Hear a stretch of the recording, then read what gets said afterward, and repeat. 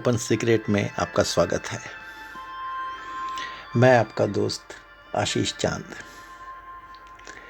दोस्तों, ब्रह्मा जी के खोज, ब्रह्मा जी के आसपास पहुंचने की झलक भर लेने तक की चाहत में हम लोगों ने अपने महायुग की बर्थ ऑफ लाइफ, जीवन कैसे शुरू हुआ और अस्तित्व का जीवन कैसे शुरू हुआ, बर्थ ऑफ एग्जिस्टेंस, दोनों पे कुछ कुछ जानकारी प्राप्त की।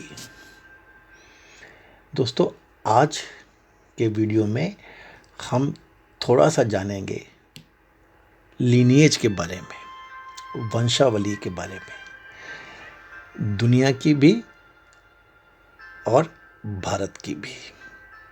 इसमें हमारे इंडियन प्रोफेशनल्स या ओपन सीक्रेट के जो स्टॉन्च फॉलोअर्स हैं, उनके लिए बहुत कुछ समझने को है, प्राइड करने को है, चैलेंज है, आगे बढ़ने को है। दोस्तों,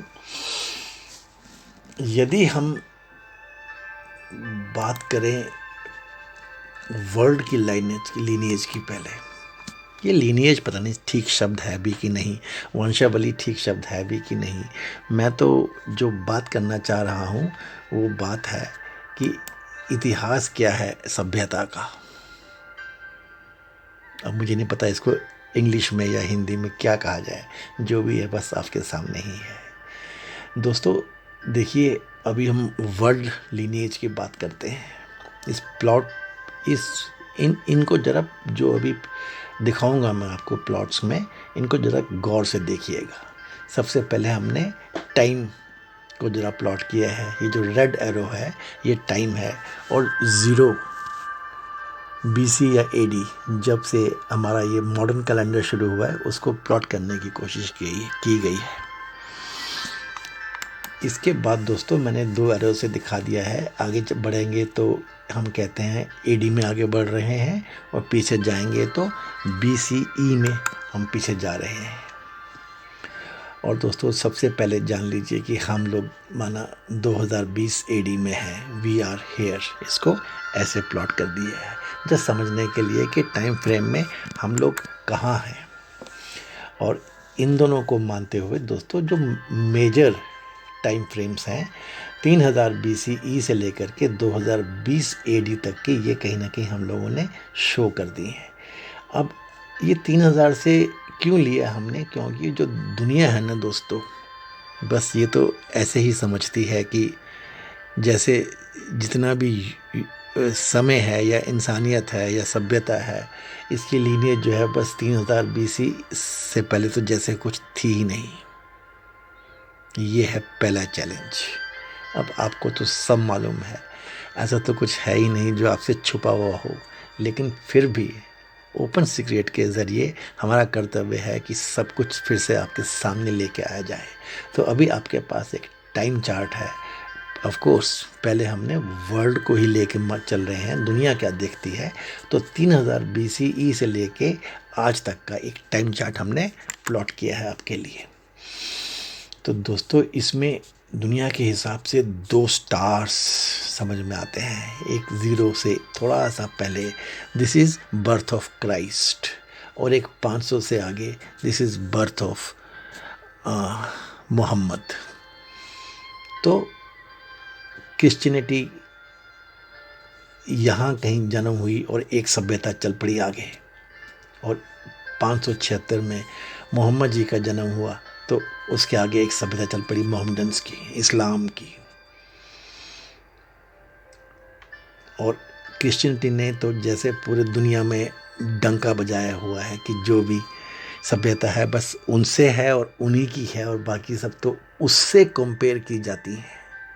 तो ओपन सीक्रेट के इंडियन प्रोफेशनल्स को इस चीज़ को समझना है और इसको जानना है और खुद को जानना है।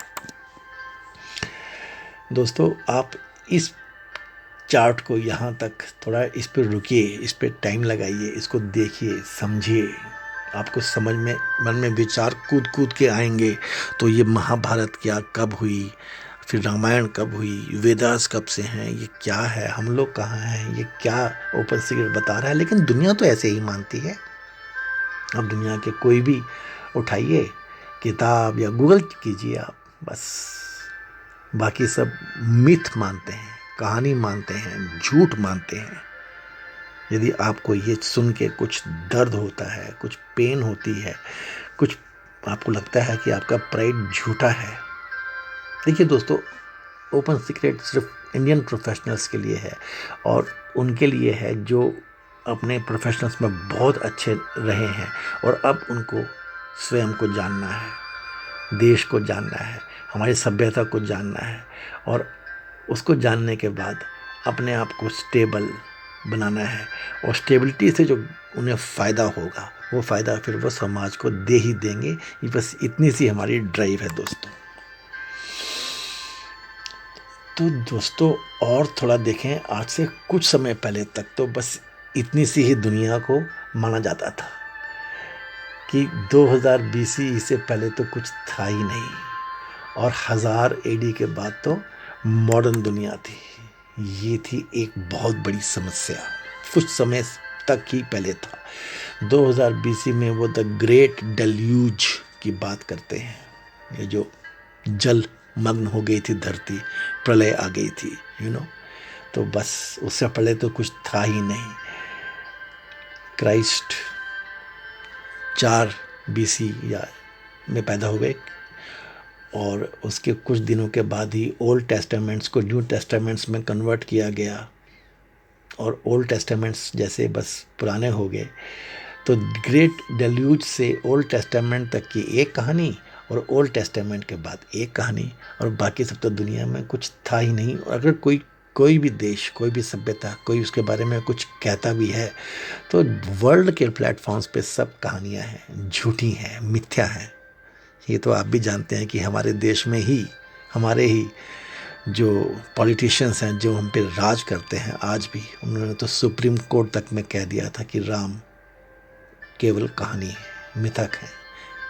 इसका दुख, इसकी चिंता, इसकी लड़ाई, इसकी आपको कुछ नहीं करना है, आपको जानना है और जानने के बाद आपको उस चीज़ में से आगे बढ़ के एक बहुत परिपक्व इंसान बनना है। जो ओपन सीक्रेट कहता है कि दुनिया में और लोगों के पास तो वो शक्ति ही नहीं है, वो प्रावधान ही नहीं है, वो बैकग्राउंड ही नहीं है। और जानने के बाद आपको खुद सक्षम बन के, खुद निश्चिंत बन के, खुद बैलेंस्ड बन के दुनिया को और सबको आगे बढ़ाना है। दोस्तों जब इसके बाद मालूम पड़ा कि अरे दुनिया में पिरामिड्स हैं और पिरामिड्स कोई 2600 BCE के हैं, तो बहुत चिंता हो गई। आज तक की थ्योरी दुनिया की फेल हो गई। ये 2000 BCE के बाद ये दुनिया शुरू हुई है, उससे पहले की सभ्यताएं तो पौराणिक सभ्यताएं हैं, ये सब उछल उछल के आने लग पड़ा। तो उन्होंने फटाफट अपना सब इतिहास बदला और नोहाज आर्क जो है, वो जो शिप थी जिसमें जब वो ग्रेट डेल्यूज आया था तो सब एक एक प्राणी रख लिए गए थे, उसको शिफ्ट करके 3000 BC तक ले गए। खुद ही बदल लिया। दुनिया मानो, कैसे नहीं मानोगे। तो यदि हम प्रोफेशनल्स हैं, यदि ये चीज़ इसमें ऐसा डाटा है, गूगल में ही है या जहाँ भी है, हमारे देश में बहुत लोग तो इसके प्रति जागरूक हैं, लड़ रहे हैं, समझ रहे हैं। या तो आप इस झूठ को भी मान लीजिए या आप अपने सच को जानिए, ये ज़रूरी है दोस्तों। और दोस्तों क्राइस्ट के पहले एक छोटा सा पीरियड, ये 500 BC से 200 BC तक का, जाने इसमें क्या ग्रेटनेस थी। बहुत कुछ हुआ इसमें, बहुत कुछ हुआ। ये एक आपका सोच का विषय रहेगा दोस्तों। 500 BCE से 200 BC तक, बल्कि और भी सक्सेंट है। बहुत बड़ी बड़ी पर्सनैलिटीज, क्राइस्ट के जस्ट पहले पूरे दुनिया में कुछ हुआ, उसके रिकॉर्ड्स, डाटा मिलते हैं दोस्तों। और अगर हम इसको थोड़ा सा प्लॉट भी कर दें अपने समझने के लिए, तो भारत में बुद्धा हुए, महावीर हुए, चाणक्य हुए, वेस्ट में सोक्रेटिस हुए, सुकरात, प्लेटो हुए, और अरस्तु, अरिस्टोटल हुए, और चाइना में लाओ त्सु हुए और कन्फ्यूशियस हुए। भारत में तो उसके पहले की भी बहुत हैं, बाद के भी बहुत हैं। चाइना में लाओ त्सु जो थे वो एक पूरी एज थी, 13 तो उसके गुरु ही मिलते हैं, 13 लाओ त्सु हुए हैं, ऐसे आप समझिए उस पीरियड में। और ये वेस्ट में तो बस आज तक 3 ही बड़े फिलोसोफर हुए हैं, ना इसके पहले कोई, बाद में हाँ छोटे मोटे नाम हैं, लेकिन मेन 3 यही हैं, सोक्रेटिस, प्लेटो और अरिस्टोटल। और उसके बाद जैसे जैसे दुनिया चली, भारत की हम बात करें तो भारत में चाइना से फाइयान आए थे, हुएनसांग आए थे, और फिर 1470 में गुरु नानक जी के बारे में समझ में आता है वो हुए थे। और आज तक के पूरे इतिहास को अगर वर्ल्ड के उसमें देखें तो 3000 BCE फिर से, जब ये नोआज आर्क को शिफ्ट कर दिया 2000 BCE से पीछे 1000 वर्ष पिरामिड जानने के बाद, बस विज्ञान या आज का जो पूरा डाटा यही कहता है कि जो पहली सभ्यता आई थी वो पेरू में आई थी, और इनका नाम है द करल सुपे पीपल ऑफ पेरू। तो दोस्तों, इस चीज़ को जानने के बाद हमको आगे बढ़ना है। वो जो मैंने आपसे बीच में 500 से 200 BCE तक की बात की, ज़रा उसको देखिए दोस्तों, मैंने प्लॉट कर दिया है आपके समझने के लिए बड़े बड़े लोगों के नाम। तो बस ये नाम है सोक्रेटिस, प्लेटो, अरिस्टोटल, लाओ त्सु, कन्फ्यूशियस, बुद्धा, जैना एंड चाणक्य, जो मैंने आपको पिछले चार्ट में दिखाए भी थे। इनका पीरियड, इनकी नेशनैलिटी, इनकी एज और इनकी कॉज ऑफ डेथ थोड़ा सा आपको जानना समझना ज़रूरी है। देखिए, सोक्रेटिस, प्लेटो और अरिस्टोटल की जो है ये, इनको जहर दे दिया गया, सिर में चोट लग गई, और कुछ अरिस्टोटल का तो समझ नहीं आता है कि अलेक्जेंडर पूरे हो गए थे भारत में ना घुसने के बाद, जब वापस चले गए थे, या उनको कोई बीमारी हो गई थी। तो ये जो एक पॉइंट मैंने बता रहा हूँ जो सच्चाई है कि वेस्ट में जो सभ्यता के 3 आज तक के सबसे महान फिलोसोफर्स हुए, जिन्होंने सभ्यता को कुछ तो समझा, बहुत अच्छा समझा, आगे बढ़ाया, नहीं तो उसके पीछे आगे क्या था वो तो भगवान ही जाने। उन तीनों की जो डेथ हुई है उसके बारे में तो शंकाएं, ठीक है, वहाँ का ऐसा ही रहा है हमेशा से, हमें मालूम है उनका इतिहास। और जो चाइना वाले हैं, लाओ त्सु और कन्फ्यूशियस, इनकी नॉर्मल नेचुरल डेथ है ना। और जो भारत के हैं, बुद्धा हैं, नेचुरल डेथ हैं। जैना तो निर्वाणा है, मतलब महासमाधि में गए। और चाणक्य जो थे, इनका मर्डर हुआ था, और इसमें भी यूरोप वालों का हाथ था, कुछ यूरोप वालों का बहुत गहरा हाथ था। ये एक बात समझने वाली है। तो वैसे ये बस क्राइस्ट के पैदा होने से पहले 250 साल में इतना कुछ पूरी दुनिया में हुआ, ज़मीन के ऊपर हुआ। और एक दुनिया में क्या बसा, ये आपको जितना जानेंगे उतना फ़ायदा होगा। और एक चीज़ ऐसे ही आप गूगल में मैं चेक कर रहा था एक बार दोस्तों, तो मेरे को ये डाटा मिला कि पूरे दुनिया की पॉपुलेशन को अगर हम देखें तो क्रिश्चियनिटी 32.2%, इस्लाम 25.1%, और जैसे ही हिंदुज़म की बात करते हैं, ये हिंदुज़म को अलग दिखाते हैं, बुद्धिज़्म को अलग दिखाते हैं, भारत की जो फोक रिलीजन्स हैं इनको अलग दिखाते हैं, सिखिज़्म, जैनिज़्म, जुडाई। तो ये एक बात मुझे तो बहुत उससे में अलग लगा था, लेकिन चलिए कोई बात नहीं।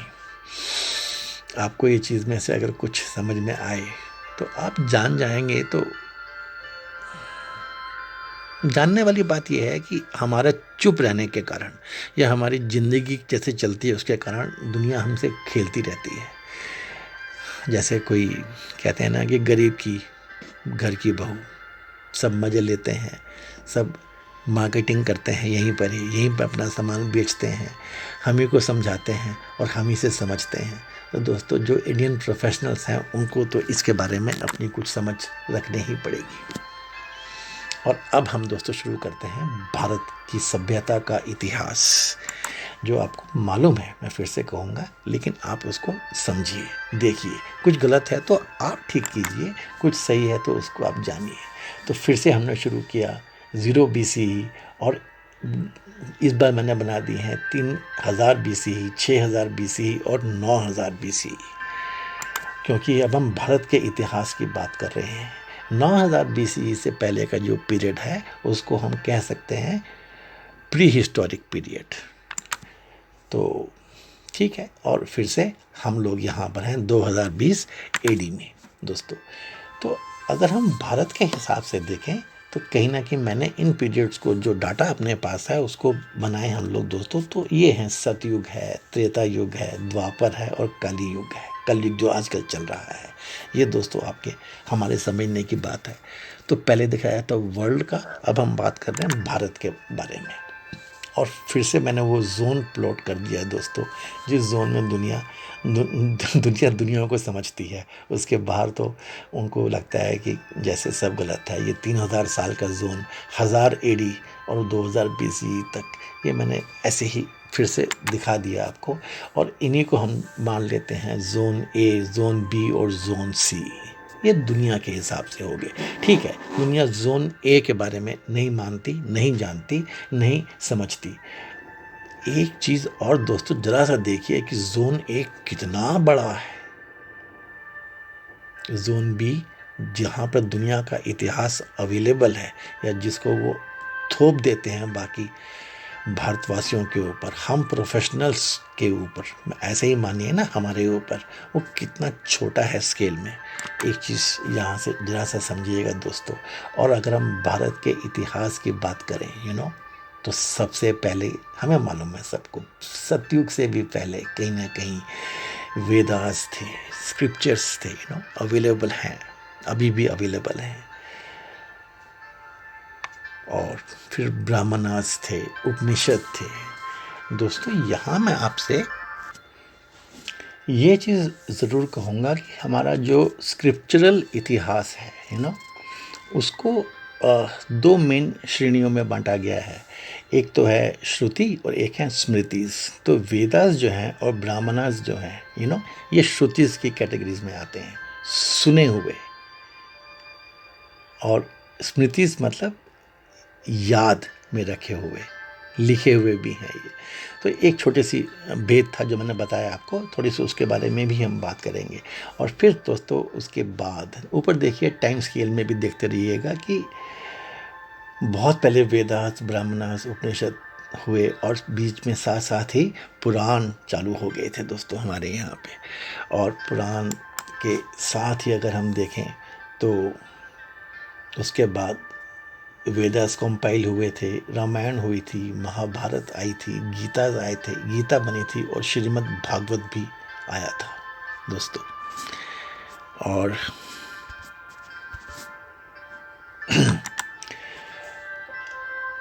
आगे चलते रहें तो पंचतंत्र की कहानियाँ आई, बुद्ध आए, महावीर आए। और दोस्तों पहले से ही टाइम फ्रेम के हिसाब से ही वेदास के जस्ट बाद से philosophies, Darshan 6 schools of India's Orthodox philosophy, जो 6 हमारे दर्शन हैं वो आए, वो लिखे गए। और फिर बाद में ये कोई 3000 या उससे पहले से ही 3 स्कूल्स ऑफ हेटेरोडॉक्स फिलोसफी ये हमारे देश में आए थे दोस्तों। तो ये तो हमारे देश का इतिहास माना निकल के आता है। अब इनके बारे में हम थोड़ी बात करेंगे। लेकिन दोस्तों मैंने पहले भी कहा था, आपको मालूम होना चाहिए और मालूम होगा कि वेदास से पहले बहुत वर्षों तक हमारे यहाँ पर तंत्र था। और सबसे बड़ी ब्यूटीफुल चीज़ मानने वाली है कि तंत्र हमारे यहाँ पे आज भी है। ओके फ्रेंड्स, तो तंत्र तब भी था और तंत्र आज भी है ना। तो ये तो एक बात समझने वाली है। तो वैसे रामायण तब भी थी और राम आज भी है, दैट वे। और तंत्र का मतलब ही होता है सिस्टम। तो ऐसा कुछ ये था हमारे देश का सिस्टम, हमारे यहाँ से हम चलें तो।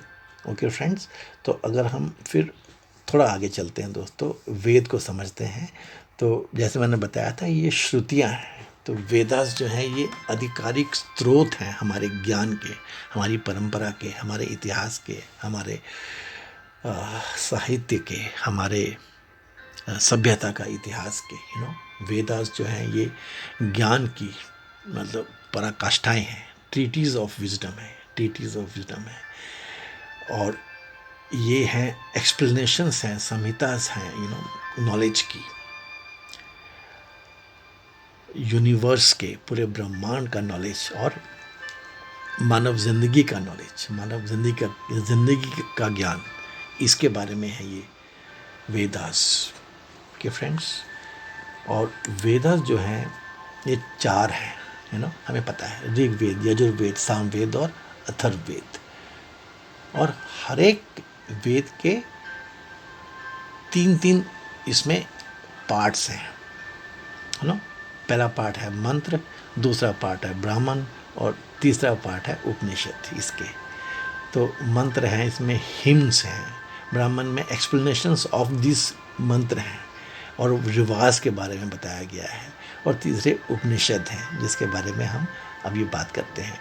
और दोस्तों हर एक जो ये वेद है इसके 3 हिस्से हैं। ये मंत्र, ब्राह्मण और उपनिषद हर जगह मिलेंगे, लेकिन 3 हिस्से हैं इसके। पहला है कर्म कांड, दूसरा है उपासना कांड और तीसरा है ज्ञान कांड। तो ये है हमारे वेद की बातें। लेकिन जैसे ज़िंदगी आगे बढ़ती रही, ज़माना आगे बढ़ता रहा, भारतवर्ष आगे बढ़ता रहा, वेद की भी अपनी एक युग आया, एक समय आया।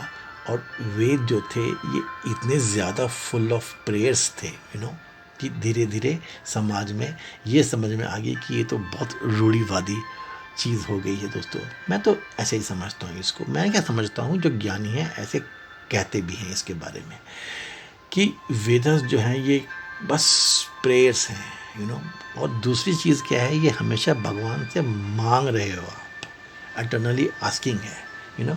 तो यहाँ भी कहीं ना कहीं इंसान को, एक बढ़ते हुए मानव को इस चीज़ में उतना अच्छा नहीं लगा। वेदास हैं क्या, कॉन्टिन्यूअली प्रेइंग फॉर, और चाहिए हमें, और या हमारे एनिमीज़ को डिस्ट्रॉय करना है, डिस्ट्रॉइंग द एनिमीज़। ये वेदास की एक चीज़ बाद में निकल के आई, जो मानव को फिर आगे बढ़ना पड़ा। हाउएवर जो ब्राह्मणास थे, ये थी books of pure conduct. Vedas की वो पार्ट, वो बुक्स है ना, जो प्योर कॉन्डक्ट की बात करते थे हमेशा, ब्राह्मण की बात करते थे, ये लोग स्पिरिचुअल लर्निंग की बात करते थे हमेशा। फ्रेंड्स, तो ये वेद के बारे में आपको जानना बहुत ज़रूरी है। और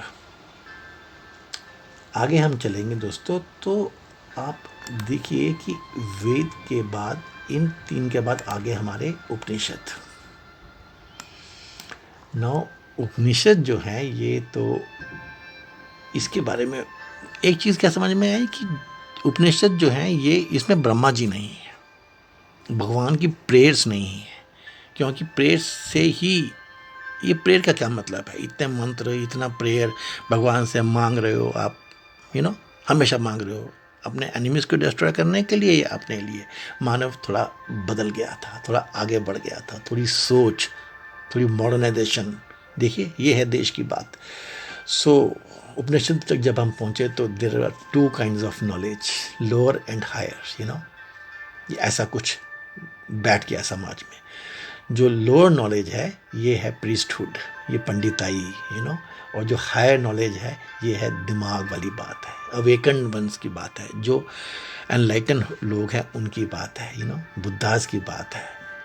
प्रीस्टहुड को और पंडित को तब थोड़ा सा पीछे समझना, जानने की ज़रूरत समझी गई, ऐसे मानिए इस बात को। और एक मीनिंग था उपनिषद का उस समय की पढ़ाई के हिसाब से, अभी भी ये चलती है, अभी भी बहुत ज़्यादा इसका मतलब है। जो अपना ईस्ट इंडिया है, जापान है, और चाइना है, यहाँ तो अभी भी ऐसे ही समझते हैं। उपनिषद का मतलब है कि उपनिषद एक संस्कृत वर्ड रूट में से, षड होती है रूट होती है, उसमें से निकाला गया है, जिसका मतलब है बैठना, sit in body and mind. अपने बॉडी में और माइंड में आपको बैठ जाना है, बिल्कुल सेटल हो जाना है और अप्रोच करना है। ये एक पूरा ज्ञान है दोस्तों, जिसके बारे में हम जानते हैं, सुनते हैं थोड़ा थोड़ा।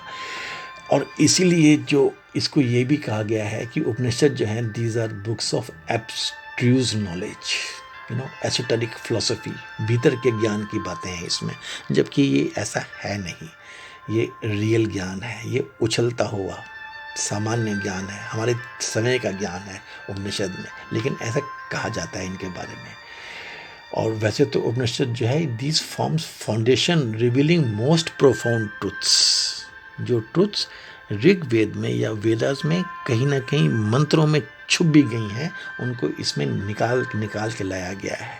ये है उपनिषद तो और दोस्तों, ये उपनिषद जो है, ये कोई वेदों की एक्सटेंशंस नहीं है, ना ये कोई कमेंट्रीज हैं वेदास के ऊपर, बल्कि आप तो अपने मन में ऐसा मान के चलिए कि उस युग का, उस समय का, उन लोगों का, उस समय का जो समाज था भारत खंड में, भारतवर्ष में, वो वेदास के अगेंस्ट में रिबेलियन था कि बस बहुत हुई पंडिताई। और ये दोस्तों आज भी लॉजिकल है, आज भी है। अगर हम नहीं मानेंगे तो ये हमारी ही गलती कही जाएगी, हम ही को इसको भुगतना पड़ेगा दोस्तों। तो ये था श्रुति के बारे में। अब थोड़ी सी बात करते हैं स्मृति के बारे में। स्मृति में दोस्तों क्या है? स्मृति में कोड्स ऑफ लॉ है, जीने की पद्धति के बारे में। 3 बड़े हमारे यहाँ पर, मनु, पराशर और याज्ञवल्क्य, इनकी बात आती है। इन्होंने 3 लॉज ऑफ कंडक्ट दिए हैं, लॉज ऑफ लिविंग दिए हैं, कोड्स ऑफ लॉ दिए हैं दोस्तों। और फिर अगर हम इतिहास की बात करें तो रामायण है, महाभारत है, 2 इतिहास हमारे यहाँ पर माने गए हैं। और इनके रचयिता वाल्मीकि है और व्यास। इनको भारत का महान राष्ट्र निर्माता ही मानना चाहिए। आज तक हमारे घरेलू, व्यवहारिक और राष्ट्र नायकों को इन्हीं से परखा जाता है फ्रेंड्स, इन्हीं से परखा जाता है। ये है हमारे इतिहास की बात। और अगर हम पुराण की बात करें तो पुराण में क्या है दोस्तों, ये हमारे जो राजा, भगवान, देव, इन सब की लीनिएज क्या थी, है ना, इनके लीजेंड्स, इनकी कहानियाँ, इनके क्रॉनिकल्स, इनकी जीनियोलॉजी, एक के बाद एक उनके फैमिलीज़ के बारे में बहुत डिटेल में मालूम पड़ता है दोस्तों। ये है पुराण। और इसी में समझ में आता है कि हमारे यहाँ पर अवतार की धारणा है, इनकारनेशंस की धारणा है। भगवान विष्णु बार बार हर समय में, युग में अवतार लेते हैं। 10 मेन अवतारों की बात हमारे शास्त्रों में कही गई है। ये हैं मत्स्य, कुर्मा, वराह, नरसिम्हा, वामन, परशुराम, रामचंद्र, श्री कृष्ण, बुद्ध और एक होने वाले कल्कि अवतार। पहला अवतार मत्स्य अवतार। जीवन कहाँ से शुरू हुआ? समुद्र से शुरू हुआ। ये हम डिस्कस कर चुके हैं। और दोस्तों फिर है आगम। आगम क्या है दोस्तों?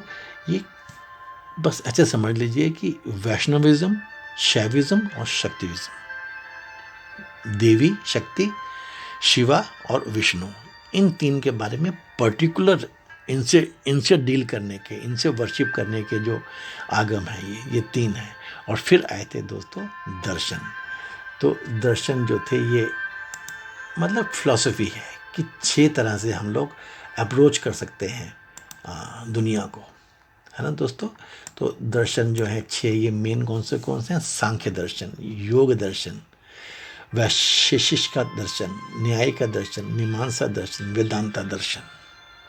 और 3 schools of heterodox philosophy, Buddhism, Jainism और सेक्युलरिज्म, ये भी आया बाद में।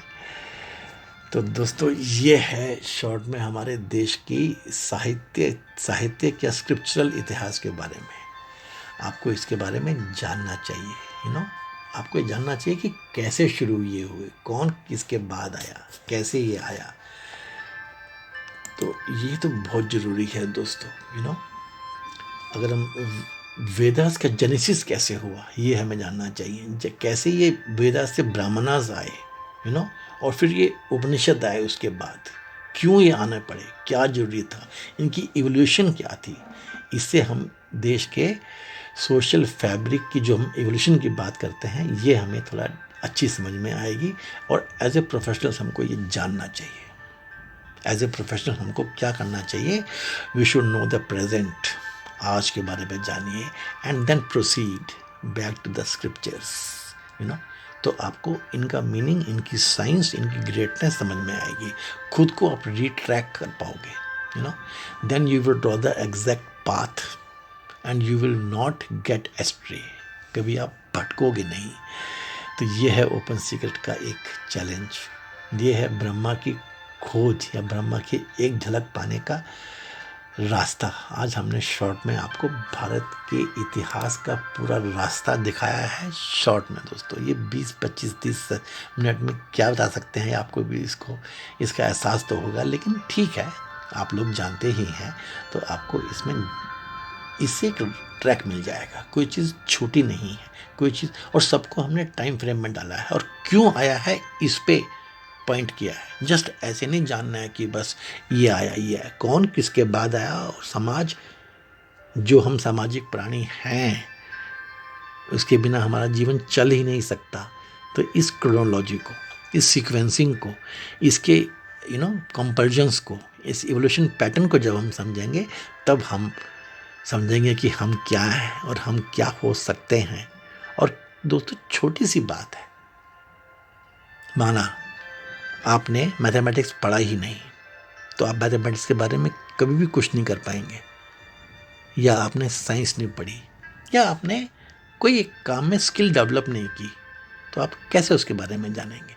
तो मानव है, इंसान है, आपको बस ऐसे समझना है दोस्तों कि जो इंडियन प्रोफेशनल्स है उसकी कैपेसिटी कितनी है, उसकी कैपेबिलिटीज़ कितनी है, उसकी पॉसिबिलिटी कितनी है, उसके पीछे जो लगा हुआ है वो कितना महान है, वो आदमी के इवोल्यूशन के, समाज के इवोल्यूशन के किस ऊंचाई को छू सकता है, कहाँ वो काम कर सकता है, कहाँ वो समझ सकता है। और आपको ये सीधा सीधा समझ में आएगा कि भारत के अलावा बाकी देशों में अभी ये दूर की बातें हैं। हमारे यहाँ कोई बहुत गरीब भी है, आपके आजू बाजू अनपढ़ भी है, हो सकता है कि सभ्यता में उसको आपसे ज़्यादा नॉलेज हो, लेकिन बाहर के देशों में यदि कोई गरीब है, यदि कोई माना अनपढ़ है, तो ये मान लीजिए कि उसे एक सभ्यता के बारे में मालूम ही नहीं होगा, क्योंकि वहाँ सभ्यता है ही नहीं, और जो है भी वो बहुत ज़्यादा झूठ की है। तो ये एक बात मैंने बतानी चाहिए थी। सो दोस्तों, this is the story of ancient India. ये है ब्रह्मा जी द्वारा सृष्टि निर्माण की गाथा, ये है भारतीय सभ्यता का इतिहास। मेरे को आशा करता हूँ कि आपको ये कंटेंट इसके अच्छे लगे होंगे, फ़ायदेमंद लगे होंगे, इंटरेस्टिंग लगे होंगे। Please like us, please subscribe to this channel, please share us, please give us your comments. Thank you friends, may God bless us all. The God will bless all of us. We have to start on the tracks. Thank you, friends.